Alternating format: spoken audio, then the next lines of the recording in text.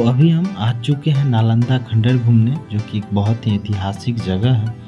Rajgir bus station से मात्र 25 रुपया भाड़ा दे के आप यहाँ आ सकते हैं। अगर आप ट्रेन से आते हैं तो बगल में ही स्टेशन है, ऑटो वाला मात्र 15 रुपया में आपको नालंदा खंडर छोड़ देगा। जैसे ही आप खंडर के गेट पे पहुँचेगा, आपको एक आर्कोलॉजिकल सर्वे ऑफ इंडिया का ऐसा बोर्ड दिखेगा। बोर्ड के बगल में गेट है। तो चलिए एंट्री करते हैं। एंट्री करने के बाद आपको ही पता है टिकट तो लगेगा ही भाई। तो टिकट लगने के लिए आपको एक बड़ा सा स्कैनर दिखेगा, आपको यहाँ स्कैन करना है और कुछ फुलफिल करने का ऑप्शन देगा, फुल कीजिए। उसके बाद 35 रुपये आपको ऑनलाइन लगता है। ऑनलाइन टिकट कराने का फ़ायदा यही है कि आपको एक चाय पीने का पैसा बच जाएगा और वो टिकट जो आपको मैसेज के रूप में मिलेगा और उस टिकट को आप काउंटर पे दिखाइए, फिर एंट्री करिए। तो चलिए, टिकट हम ले चुके हैं और गार्ड साहब को एंट्री करा के तो हम चलते हैं अभी।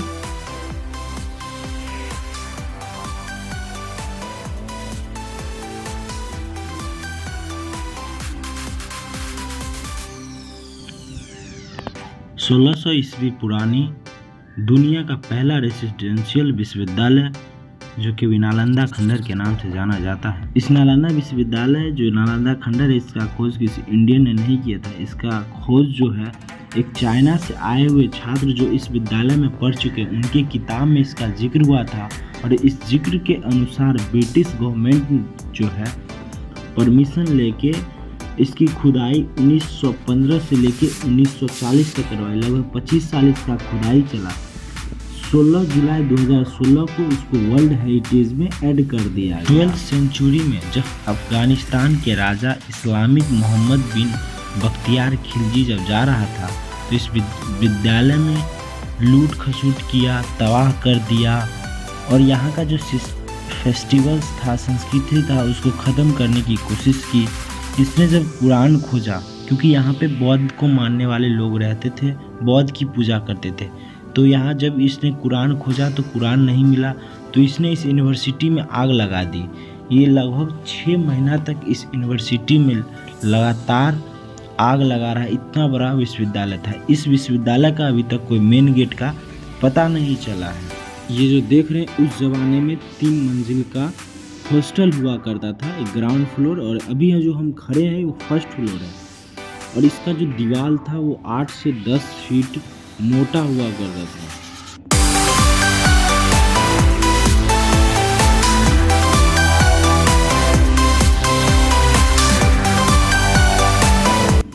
जैसे ही आप नालंदा खंडर में एंट्री करिएगा, आपको सबसे पहले एक मैप दिखेगा और उस मैप में लेफ्ट साइड में आपको लाइब्रेरी दर्शाया गया है और राइट साइड में जो छात्रावासें हैं, उस समय जो बच्चे पढ़ते थे उनको रहने की हॉस्टल्स है।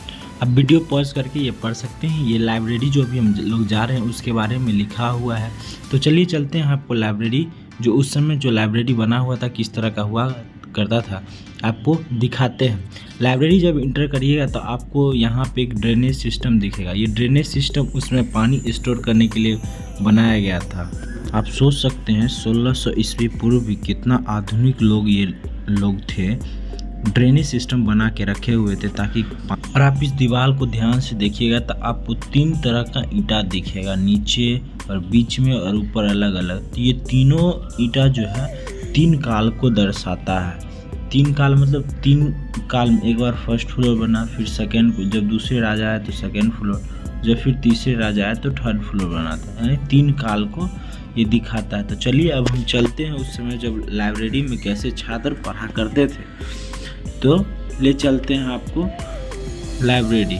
देख सकते हैं हम लोग लाइब्रेरी में आ गए। जैसे ही घुसिएगा आप लाइब्रेरी में, एक कुआं मिलेगा बच्चों को पानी पीने के लिए वहाँ पे, और कुआं में सब बंद है अभी सेफ्टी के लिए, सब पैसा वैसा उसमें गिरा है। और कुआं के जस्ट बगल में आप देख सकते हैं ये जो है रूम है जिसमें छात्र बैठ के पढ़ते। इसमें आप बिल्कुल भी गर्मी नहीं लगता है, एकदम ठंडा था सारा चीज। और ये जो देख रहे होंगे आप, ये जो यहाँ पे जो है गुरुदेव बैठा करते। अब जो है हम लोग मेन स्तूपा को देखेंगे, जो नालंदा खंडर का स्तूपा है। आप कभी भी इंटरनेट पे सर्च करते हुए कहीं भी तो आपको यही स्तूप आपको दिखता होगा ये वाला। तो हम जो है आपको इसके बारे में एक गाइड है, उनसे आपको इसकी पूरी जानकारी, हिस्ट्री आपको अच्छे से दिलवाता हूँ, तो आप लोग सुनिएगा अच्छे से। का बगीचा थी, अम्र पावारिक वन, नालक और नालग्राम।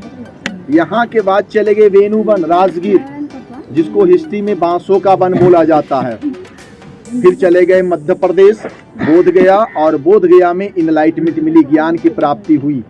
मैं प्रमुख स्थानों का नाम ले रहा हूँ।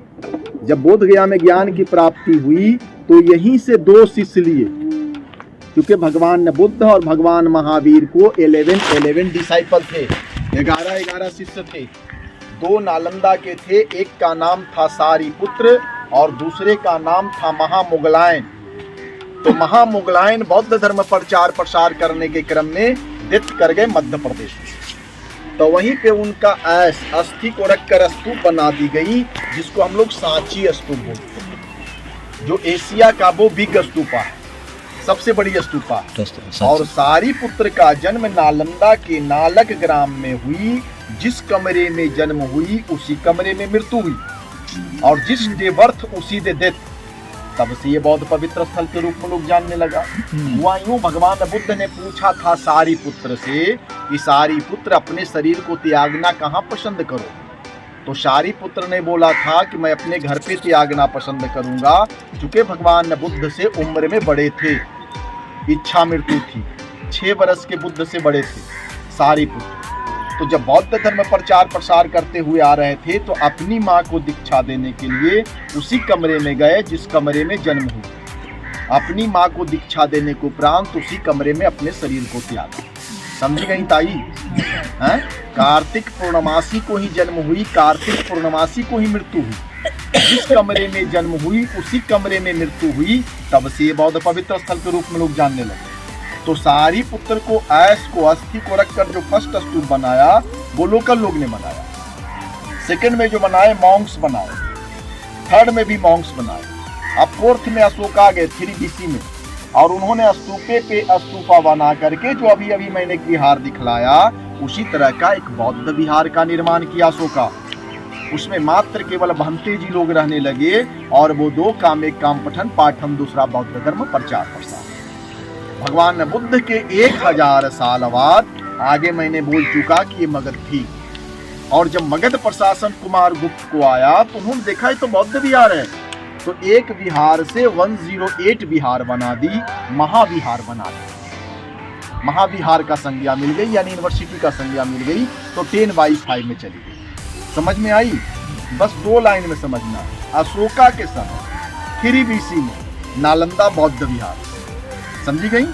ADI गुप्ता का टाइम आया, महाविहार यानी यूनिवर्सिटी का दर्जा मिल गई, तो 10/5 में चल गई। यही 2 लाइन में समझना। तो ताई ये जो हम लोग ऊंचा ऊंचा जो देख रहे हैं ये सारीपुत्र स्तूप हो।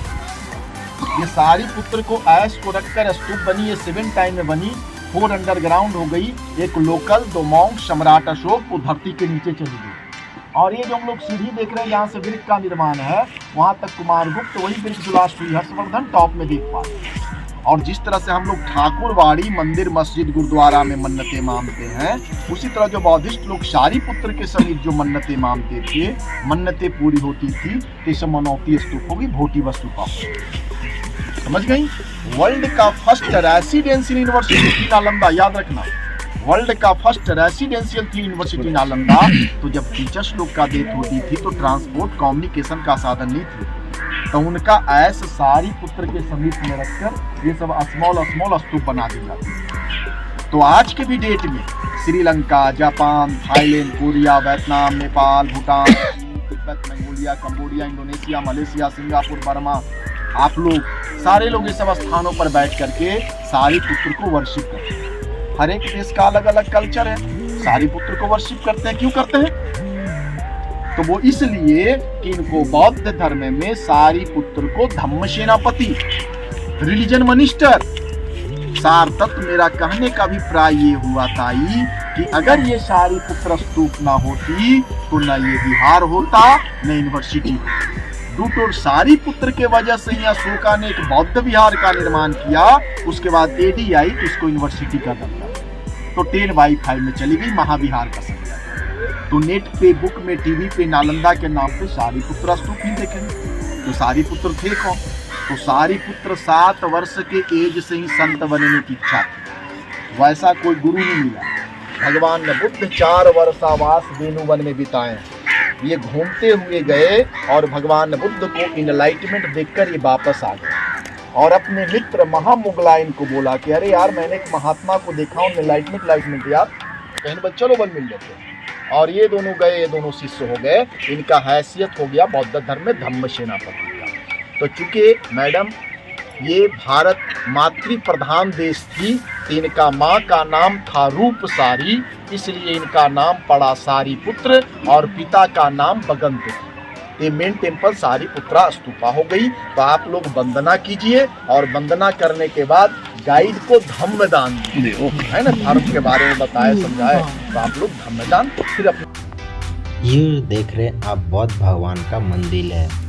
यहाँ पे कैंपस है, इस कैंपस में मंदिर बौद्ध भगवान का बना और सामने हॉस्टल। अब यहाँ से जो है एक एक हॉस्टल स्टार्ट हुआ, लगभग 6 हॉस्टल यहाँ पे बने हुए हैं। तो आपको हर हॉस्टल हम घुमाएंगे, आप लोग देखते रहिए। तो चलिए हॉस्टल के अंदर चलते हैं। ये आप जो बीच में लाइनिंग देख रहे हैं, ये चूल्हा, इस पे खाना बनता था। और जो ये साइड से चारों तरफ से हॉस्टल कमरा सब छात्रों को रहने के लिए, और बीच में कुआं है जहाँ लोग नहा के पानी उनी पीने के लिए। और बीच में जो देख रहे हैं बैठने वाला, वो प्रोफेसर का होता था, मतलब सारे स्टूडेंट के देखने के लिए जो टीचर होते थे उनके लिए। और सामने वाला जो कमरा है बड़ा सा, उसमें शिक्षक रहते थे। तो उस समय का जो हॉस्टल हुआ करता था इस तरह, जैसे अभी हम लोग के हॉस्टल में सुपरिटेंडेंट हुआ करते हैं, तो उस समय भी एक सुपरिटेंडेंट की तरफ सर हुआ करते थे।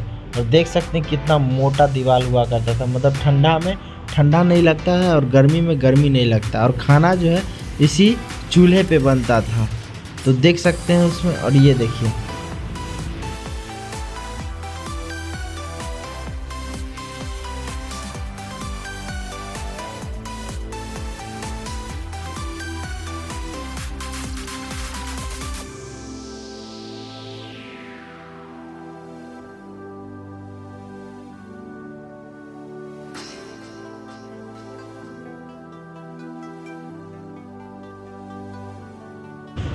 जिस प्रकार छात्र को रहने के लिए हॉस्टल हुआ करता, उसी प्रकार शिक्षकों को रहने के लिए यहाँ हॉस्टल हुआ करता था। उसी में देख सकते ये चारों तरफ से जो है शिक्षक को रहने के लिए कमरा हुआ करता था, और उसी प्रकार जिस प्रकार स्टूडेंट का हुआ करता था, आप देख सकते हैं इसमें। और ये जो बीच बीच में बना, वो उसमें लैंप रखने के लिए बना करता था। बाकी जो आप पोस्टर देखते हैं उस पर सारा लिखा हुआ है, आप उसको पॉज करके पढ़ सकते हैं।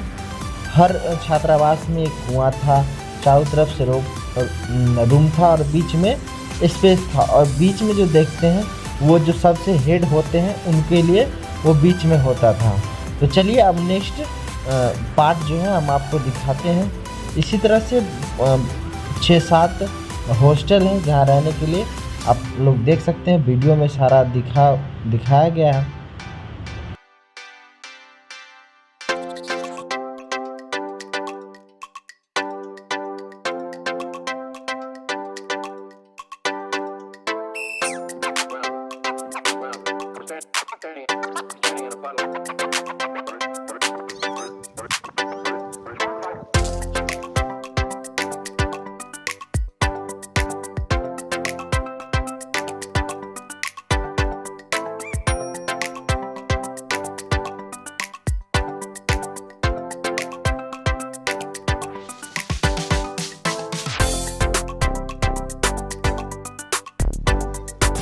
अभी जो है इस नालंदा खंडर का जो है मंदिर संख्या 13 पे आपको ले चलते हैं।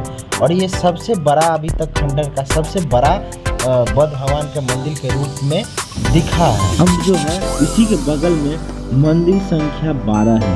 ये भी बहुत ही बेहतरीन तरीके से और भव्य तरीके से मंदिर बना हुआ है, और आप देख सकते हैं। और ये सब जो आप देख रहे हैं मंदिर का ही कुछ टूटा हुआ पार्ट सब है। अभी जो आप तस्वीर देख रहे हैं जिसपे अभी बैठे हुए हैं, ये मेडिटेशन का केंद्र हुआ करता था उस समय में। मेडिटेशन एक शिक्षा का एजुकेशन का बहुत ही इम्पोर्टेंट पार्ट है जो आपके माइंड को एकत्रित करता है। लास्ट तक आप सभी को जुड़े रहने के लिए बहुत बहुत धन्यवाद। और जो लोग अभी तक हमारे चैनल को सब्सक्राइब नहीं किए कृपया सब्सक्राइब कर दे, लाइक कर दे और अपने दोस्तों के साथ शेयर कर दे। और हाँ, ये वीडियो कैसा लगा एक प्यारा सा कमेंट करके ज़रूर बताएं। जल्द ही राजगीर का ब्लॉग आने वाला है। आप लोग प्यार बनाए रखें और फुल सपोर्ट करें। धन्यवाद।